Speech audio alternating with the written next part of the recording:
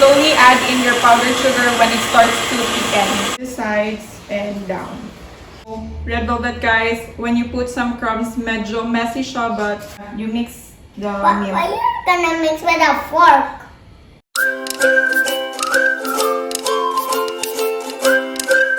Hi guys! Welcome back to my channel. My name is Toni, and it's been a while. It's starting to feel like Christmas already. And so my entry for this Christmas season is a red velvet cheesecake cake. It is just your regular red velvet cake that is sandwiched with a baked cheesecake in the middle. So I find this cake, guys, really yummy, and I think this would be a perfect dessert for the holiday. The first thing that we will make is the baked cheesecake. Okay? Baked cheesecake lang atong unahon. It's because we still need to cool it down and chill it later before we sandwich it with our red velvet cake. And then this cheesecake has the same recipe as our burnt bask cheesecake.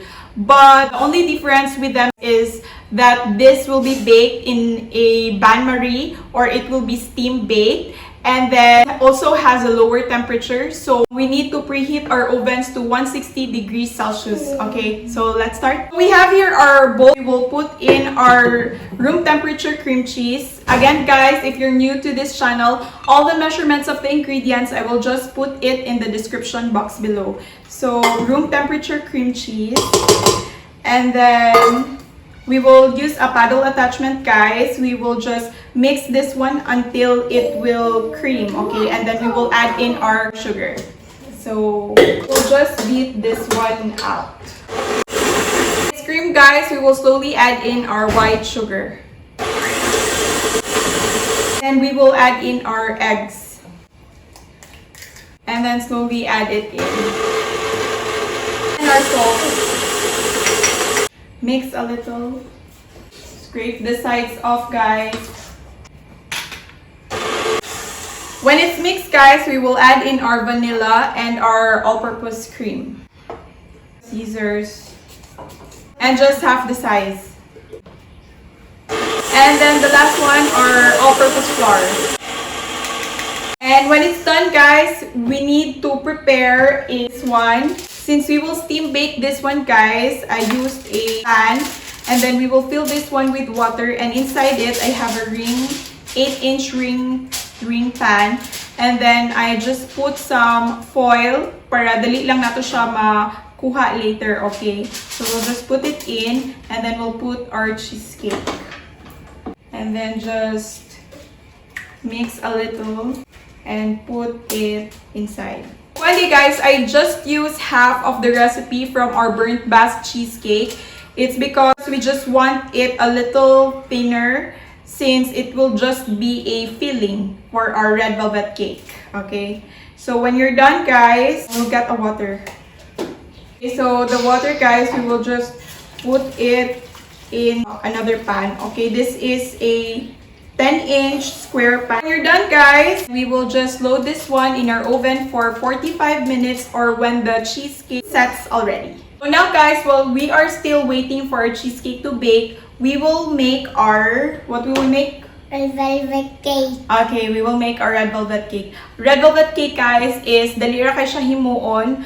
All we need is our dry ingredients. So in here, guys, we have our all-purpose flour, our cocoa powder, our baking soda, and salt. Okay, and then in another jug we have here our Under sa egg. okay, we will get that one. So in our jug, guys, we have here our oil, and we will just put in our milk. Actually, guys, we need a cup of buttermilk, but since we don't have buttermilk here, we will just substitute it to a milk, and then add in a tablespoon of vinegar. So you put, can you put this one here, All of Kuya? them? Yeah, all of it. Okay, when it's done, guys, when you will just, okay, you will just get a fork, and then you mix this one. You mix the milk. Why you gonna mix with a fork? It's easier to be mixed when you use a fork, okay? Okay. Just mix it up. And then we will put When you say stop. Oh, it's stopped. You just put your milk in the jug with the oil, okay? Put it, inside. All of them? Yeah, all of it. Why? We need to mix it, okay? Okay. Okay. Tingnan kayo siya pangutan guys. Sige, guay. Okay, and then mix it up. Okay, kuya, set it aside. Put it in the side there. You continue mixing like that one. Okay. You mix it. And then you add in your eggs. Okay. So, crack the egg. And when the eggs are in here, we will add in our vanilla. Okay, everything. We also need 4 tablespoons of the red food coloring. Oops. Just like Marshall. Yes, just like Marshall. He likes Paw Patrol, guys. Can you tell them the names of the Paw Patrol? Yeah. And Thai. And Thai also, they're red. And who else is red that you like? The one that has an airplane? Or the airplane robot? Who's that? Jet. Jet. Okay. He likes Super Wings also. No, And not anymore. Not anymore? Yes. What else you like na kuya? That Paw Patrol, Dino Trucks, and Rescue Bots. Okay. So, sa mga ninong and ninang, you know na. It's getting hard to mix. It's okay na. It's tough. And then, we will just mix our dry ingredients and our wet. Okay, so we'll just whisk This it up. looks Okay. like orange now. It looks like orange. Maybe a well in the middle. And then, we'll get this one going. We'll just put it in the side. And then, can you pour this one here? What of Inside. that? Yeah, all of it. No, Sorry. like that, yeah.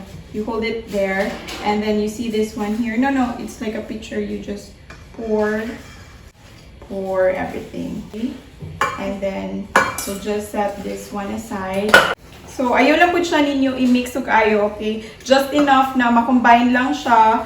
And then like this one. So, we will need to transfer this one to 2 round 8-inch pan. Okay?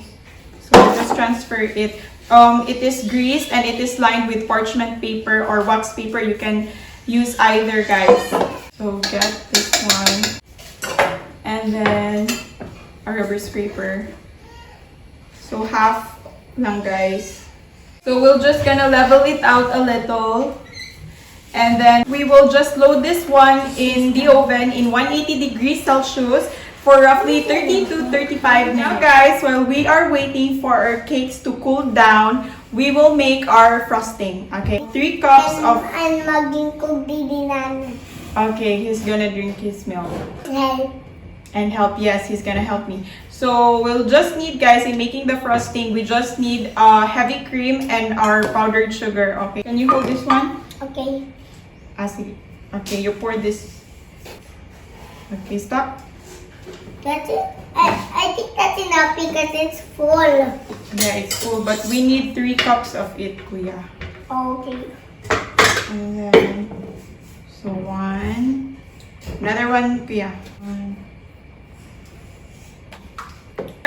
We're just gonna whisk this up. When it starts to thicken, we will slowly add in our powdered sugar. So let's beat this one in high speed. Lower your speed and slowly add in your powdered sugar when it starts to thicken.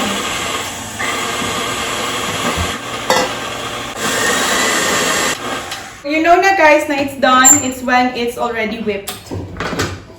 Like this one. Now, guys, our cakes are already been cooled down. We're gonna assemble our cakes. Use a disposable gloves since we need to transfer our cakes. Okay. I'm using a table turner. If you have this one at home, so mas okay siya. But if you don't, it's okay lagi hapon, no? And we'll just get our red velvet cake first. So, upside down na siya, guys. Ato lang ibali, okay? Okay, mas level ang down na side. And then, the next layer, guys, is we will get our cheesecake since this will be our filling. And we'll just get this one, a spatula. Since the side, guys, as you can see, it still sticks on the side. So, we'll just scrape it off. So, when you're done scraping the sides, guys, we will just remove this one. Okay. Transfer it. Layer it in your cake. And then the next one is another layer of the red velvet. on top. When we're done assembling, guys, we will just put our frosting, okay? So we will just put some on top first, okay? And then we need a spatula and just spread it out. Up to the sides and down. When you're done frosting your cake, guys, we will just first set this one aside. And then we will put some wax paper on the top, because this will become a little messy, guys, because I have here red velvet crumbs. We will coat our cake with red velvet crumbs, okay? So put it back. And then again, disposable gloves. And then we'll coat the sides with the crumbs, okay?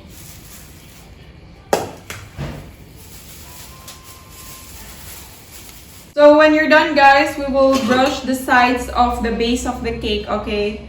So red velvet, guys, when you put some crumbs, medyo messy siya, but that's okay. So when it's done, we will just set this one aside, okay?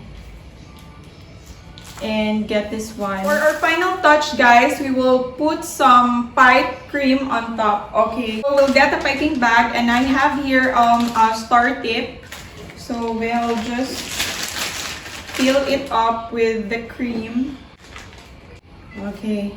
So we'll put in the sides, okay? So maybe here. And then on the other side. So there you have it. And then we'll put some cherries. I have some cherries. We'll put it on top. So there you have it, guys. Our red velvet cheesecake cake. So guys, I actually chilled the cake for it to set, and now it's ready, and we'll have our taste test. So we'll get a knife and slice it up, okay? So we'll just put it there. Medyo habog siya, guys. Not too sweet. And the cream cheese and the red velvet is a really good combination. Red velvet is really best paired with cream cheese. So cheesecake and red velvet is really a good combination. A perfect dessert for your holidays. So a must try. And thank you for watching this video till the very end. I hope you enjoyed. And I cannot promise you, guys, that I could post videos weekly for this month since it's our peak season. But I will try, okay? I'll try my best. But if not, see you next year. And please don't forget to click that like and subscribe buttons. And see you on my next video. Happy holidays!